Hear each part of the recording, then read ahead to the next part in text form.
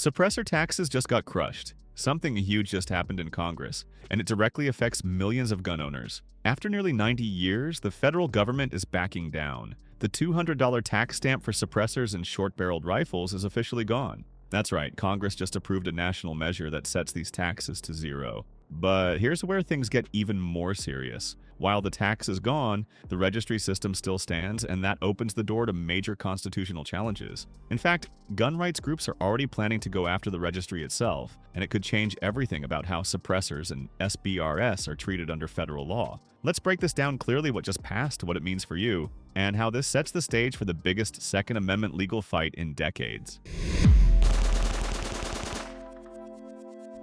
Chapter 1. What Congress just did. Congress quietly passed a provision in a massive budget bill that eliminates the tax on suppressors, SBRs, and other NFA-regulated items. This move doesn't just save gun owners money, it shatters the financial foundation of the NFA. Key points. The $200 tax stamp is being reduced to zero, effective January 1st, 2026. This applies to suppressors, short-barreled rifles, short-barreled shotguns, and AOWs. Congress passed it through a broader omnibus bill to avoid individual opposition. It affects all 50 states regardless of local laws. This is a federal change. This is a huge win for gun owners. For years, that $200 fee acted as a barrier to entry, keeping suppressors and SBRs out of reach for many law-abiding citizens. Now, that wall is coming down. Chapter 2. The tax is gone, but the registry remains. Here's the catch. While the tax is being removed, the registration process through the ATF still exists.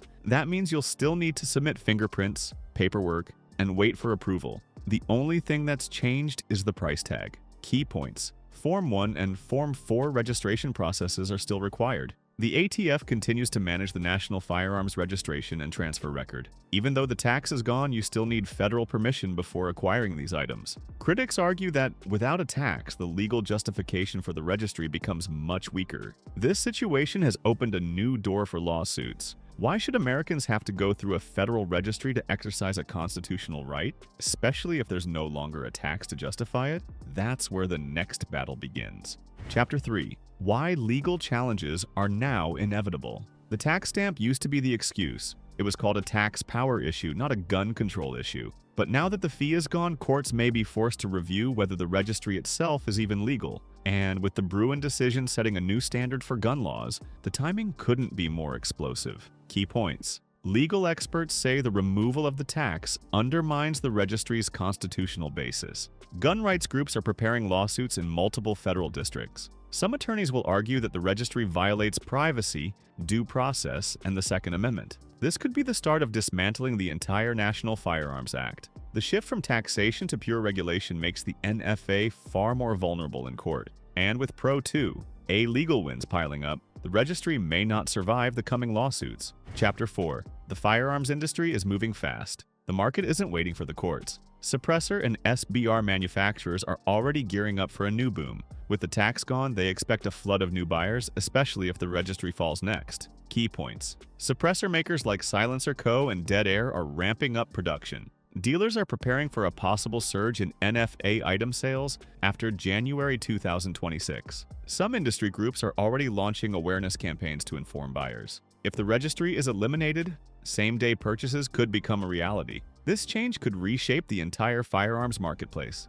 What used to be a month-long process filled with red tape could soon become as easy as buying a rifle off the shelf, and that has manufacturers, retailers, and buyers all watching closely. Chapter 5. The state-level resistance has begun. Even though this is a federal change, some anti-gun states are already preparing to push back. California, New York, and New Jersey could attempt to enforce their own suppressor restrictions or try to create state-level tax stamps. Key points. State laws are not automatically overridden by this federal change. Some states may pass new local taxes or bans to slow down NFA item ownership. Pro-gun states like Texas and Arizona may use this momentum to pass their own deregulation bills. Legal fights between states and federal courts are expected by mid-2026. So, while this is a major federal win, gun owners will still need to watch their local laws closely. The national trend may be moving toward freedom, but individual states will likely try to stand in the way, and those battles are just beginning.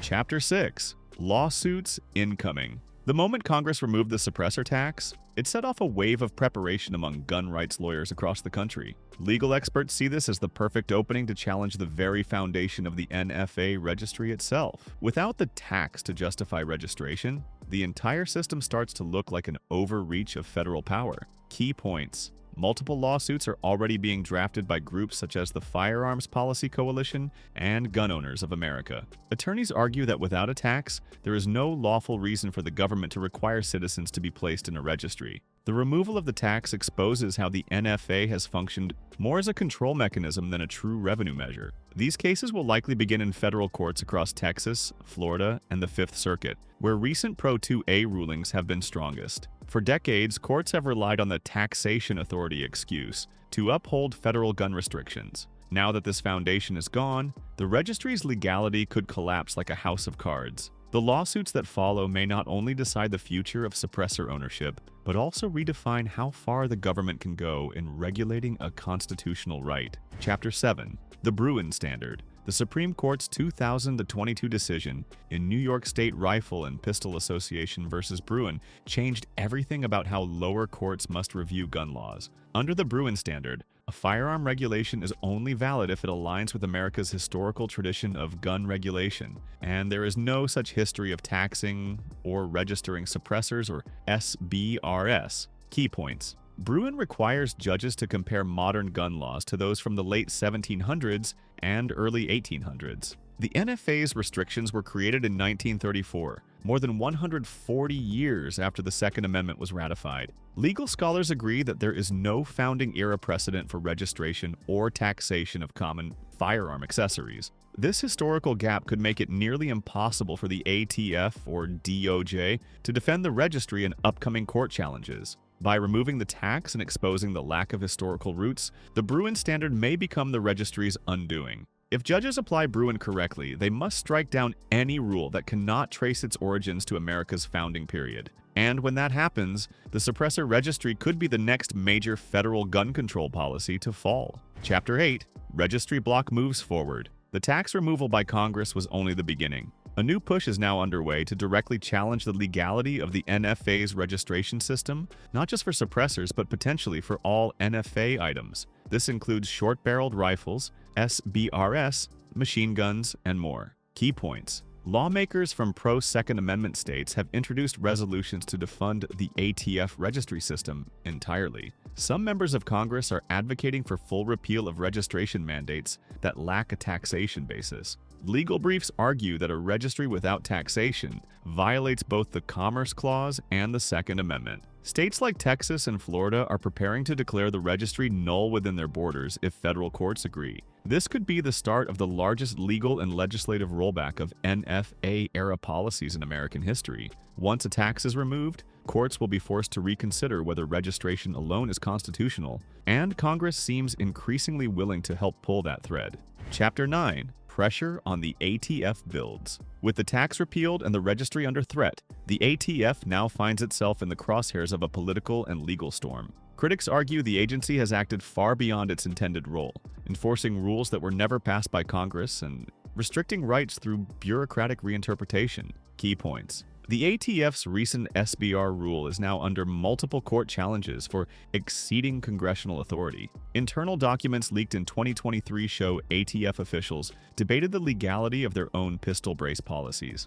Gun rights groups are demanding congressional investigations into regulatory overreach and backdoor rulemaking. Several senators have proposed bills to defund or reorganize the ATF, citing repeated constitutional violations. What happens next could reshape how firearm regulations are created and enforced in America. If courts and lawmakers continue to push back, the ATF may soon lose its grip over how suppressors, SBRs, and other items are tracked, taxed, or even registered at all. Chapter 10. The fight isn't over yet. Even with Congress passing this major restriction rollback, the fight over suppressor and SBR regulations is far from settled. Pro-gun and anti-gun forces are now regrouping for the next legal battles, especially as the ATF prepares responses and legal challenges mount. Key takeaways. The Registry block has sparked immediate lawsuits aimed at defending the rollback in court. Pro-regulation groups are calling on the president to veto or override portions through executive channels. The ATF may attempt emergency rulemaking to regain lost regulatory control over suppressors and SBRs. States may now pass their own local bans or registry laws to counterbalance federal changes. This isn't a final victory or defeat. It's the opening round of a new nationwide battle over firearms regulation. What happens next will depend on how courts, Congress, and the executive branch respond, and how informed and prepared gun owners remain. Suppressors, SBRs, and the next constitutional clash. This new congressional decision could rewrite decades of restrictive firearm policy or be reversed in the courtroom before it takes effect. As gun owners, we cannot afford to wait and see. We must understand the laws as they evolve, challenge unlawful restrictions when necessary, and stay engaged in the defense of constitutional rights. If you're watching this, you're already part of the fight. Like this video to spread awareness. Comment below with your thoughts and share how your state is responding. And subscribe to Survival Firearms so you never miss a critical update on the Second Amendment front lines. Together, we stay informed. Together, we stand ready.